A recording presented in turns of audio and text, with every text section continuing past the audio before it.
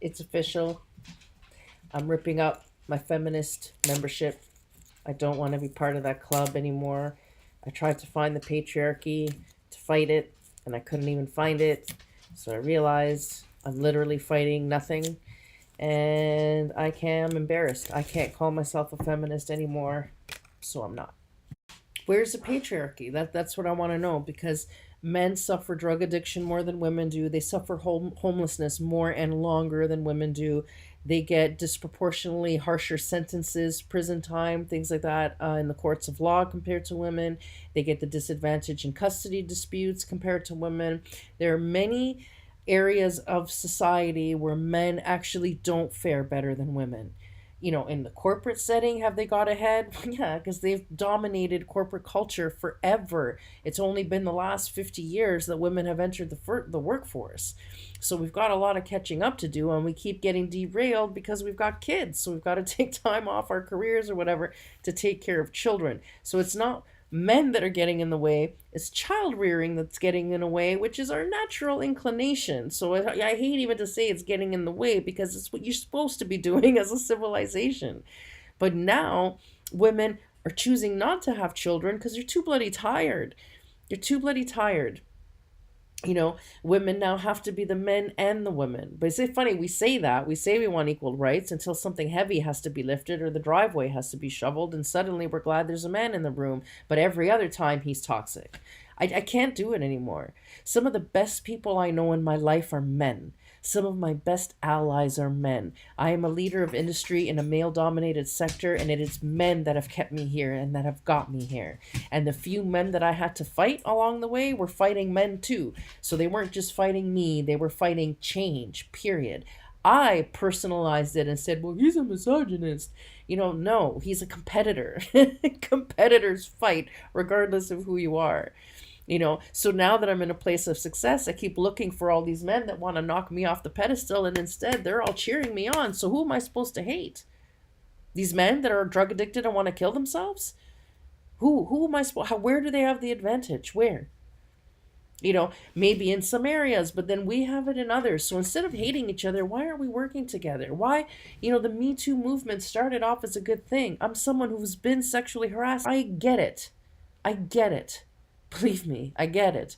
So I'm glad they can't latch on us so easy anymore. I'm glad we can vote. I'm glad I don't have to get my husband's permission to apply for credit. That's the shit that used to really bother me, but that stuff's gone.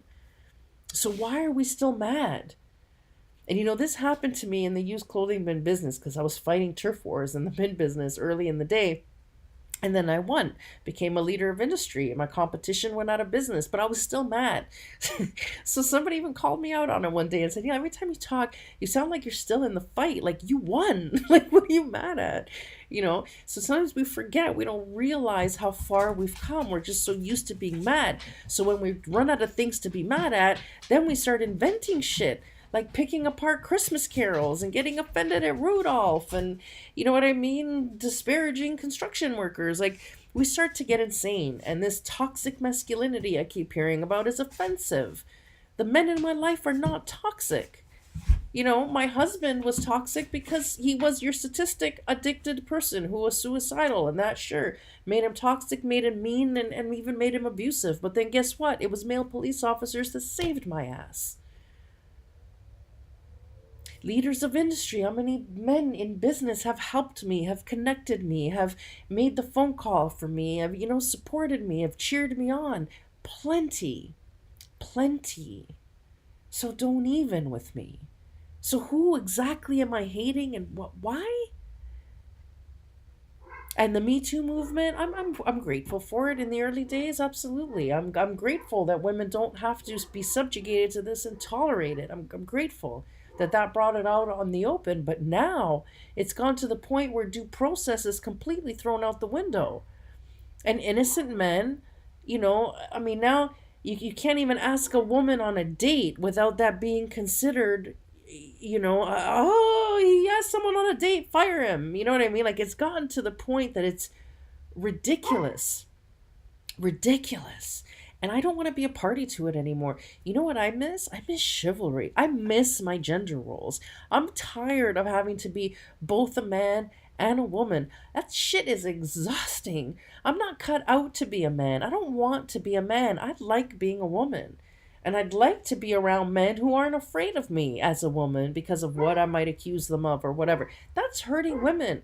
Women aren't being mentored anymore. Women aren't being invited to networking events anymore.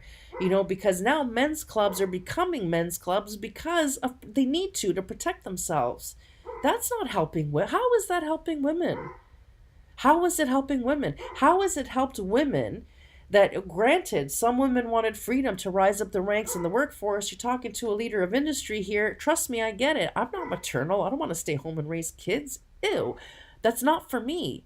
But for women that do, that's a huge natural pull. Do you know how many women I know that cry when they first have to drop their kids off at daycare to a babysitter? They cry, physically cry, having to leave their children because it's not natural.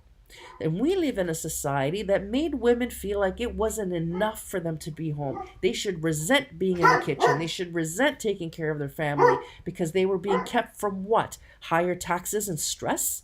Is that why women are doing so great now? How many women are on antidepressants that weren't before? So don't even tell me that this is completely awesome for women, because it's not. We're all tired, depressed, with no thyroids. Like, men are becoming women, right? Because now we've got a low testosterone crisis on our hands, and that is having a huge impact. I miss men. I miss men who know how to treat a woman like a woman. Men have forgot how to be men. Not all of them, but I've found a lot of them have. And it's sad. It's sad. And I don't want to be a party to this shit anymore. And I can't call myself a feminist because it's become embarrassing. That used to be a thing of pride for me. It's now embarrassing. I have to qualify my statement. I'm a feminist, but I'm not that kind of feminist. I have to start. No, I don't want to be in a club where I have to be embarrassed to say what I am, because I'm not scared of Christmas carols. I'm not scared of Rudolph. Like, fuck off with that bullshit. Done. I'm done. Done. Men, I love you. You have an ally here.